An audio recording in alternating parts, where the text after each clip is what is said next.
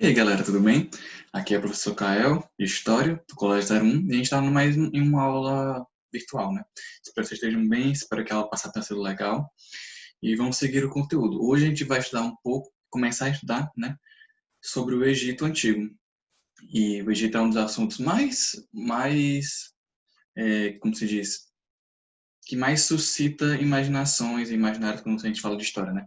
Das pirâmides, das múmias, dos elementos culturais e tal, da religião. E a gente vai começar a entender um pouquinho como surgiu, de onde veio o Egito, o que é o Egito, né? E essa aula vai ser dividida em duas partes. A primeira parte a gente vai falar um pouco sobre a economia, a trajetória política a economia e a trajetória política, mais ou menos, da localização. E na outra aula, na semana que vem, a gente vai falar um pouco especificamente sobre a sociedade e sobre a cultura, para ficar uma coisa bem tranquila para vocês, facinha, sem dificuldades. E é isso, vamos começar? Deixa eu abrir aqui o slide.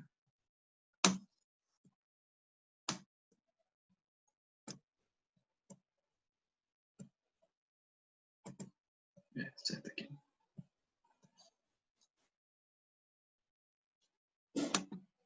Bom, antes de a gente começar, né?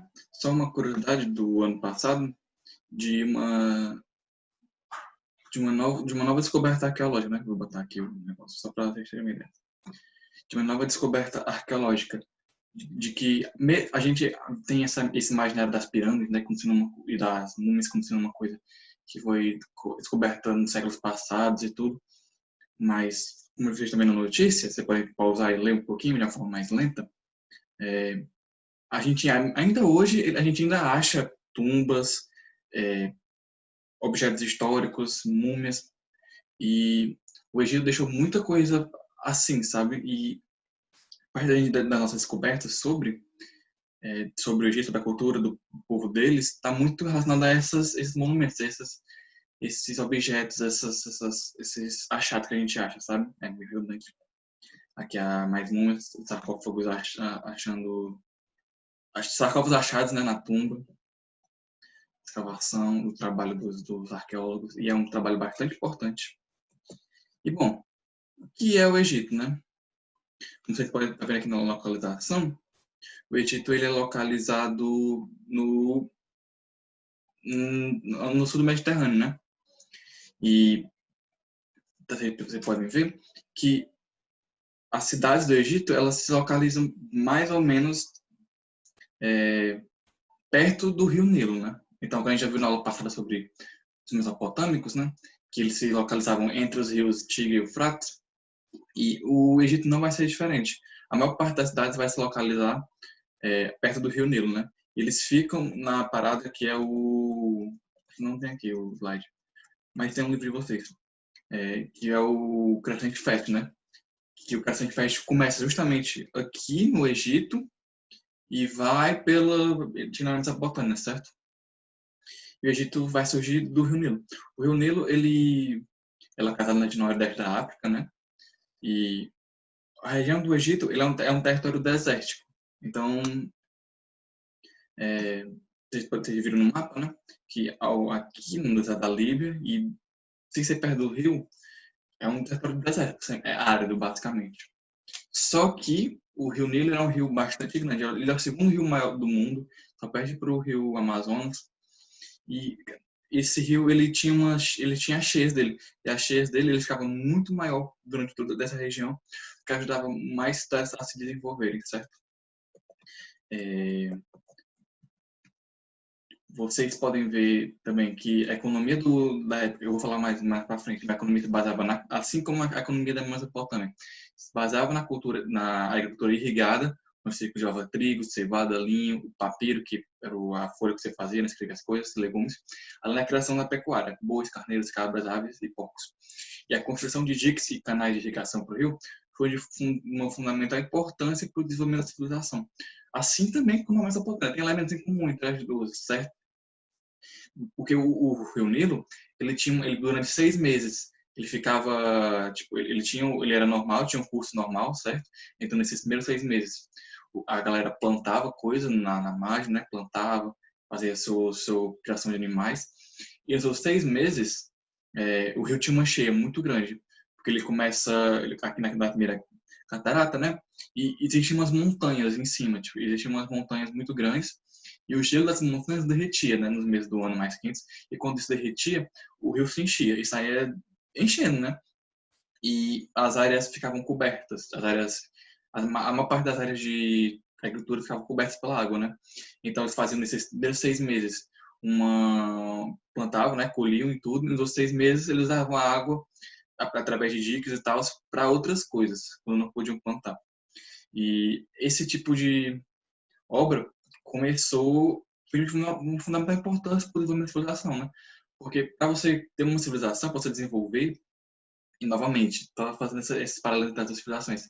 Para você ter uma civilização mais avançada, que seja uma coisa além da subsistência, você precisa ter um excedente, você precisa produzir mais do que apenas sobrevivência, certo? E para isso você precisa ter uma agricultura constante. Todo ano tem que plantar, todo ano tem que colher. E com o rio mais ou menos controlado, isso era possível, certo? A atividade econômica do período era pautada justamente na agricultura e na pecuária. E essa irrigação era obtida a partir do controle da cheia do Rio Nilo com os canais de irrigação. E com isso, né, mais pessoas poderiam fazer outras coisas, porque não precisava de tanta gente para plantar, para criar. Ou seja, mais pessoas começaram a fazer artesanato, que também foi uma marca muito forte do período, com produção de tecido, cerâmica e vidro, e os papeiros. E também mais pessoas poderiam fazer o comércio, né? Comercializar coisas, como os fenícios, por exemplo, certo? Então, esse é mais ou menos o estabelecimento de como se estabeleceu, né, o Egito, como os primeiros povos se estabeleceram do Egito. E só para falar da parte dos nomes, né, no começo as aldeias dependentes elas não eram unidas, elas não eram conjuntas. Então cada aldeia independente era independente, né, obviamente, e ela tinha era chamada de nomos e seus chefes eram chamados nomarcas. Então eles eram chefes das aldeias independentes que surgiam ao redor do rio, né, as pontuadas. E com o tempo essas cidades foram crescendo, foram se modificando, foram se conectando, né, trocando comércio e tal. E com o tempo foram surgindo dois reinos, o reino do Alto Egito e o reino do Baixo Egito. O Alto Egito ele ficava mais no sul. Então vocês podem ver aqui Luxor, Tinis, Ábidos, Coptos, Tebas. Todas as cidades eram chamadas do Alto Egito, que tinha esse nome porque era uma região mais montanhosa. E em contrapartida, o Baixo Egito, que era Mênfis, Tanis, Sais, Cânopo, Naucratis, elas ficavam perto do vale, perto de onde o rio desembocava para o Mediterrâneo e era mais baixo, por isso chamavam Baixo Egito. E esses dois reinos eram dependentes, tinham suas brigas e eles foram unificados em 3200 antes de Cristo pelo Menes, que foi o primeiro faraó do Egito Negro. Então ele unificou as regiões do Alto e Baixo Egito, e a partir daí o Egito começou a ser unido e começou a ter a sua história, né, como civilização unificada. E essa aqui foi a primeira parte da aula. Na segunda parte eu vou falar um pouco sobre os períodos, os três períodos antigos, né, do Egito, do período do Alto Império, do Médio Império e do Novo Império, certo? Então, daqui a pouco eu volto.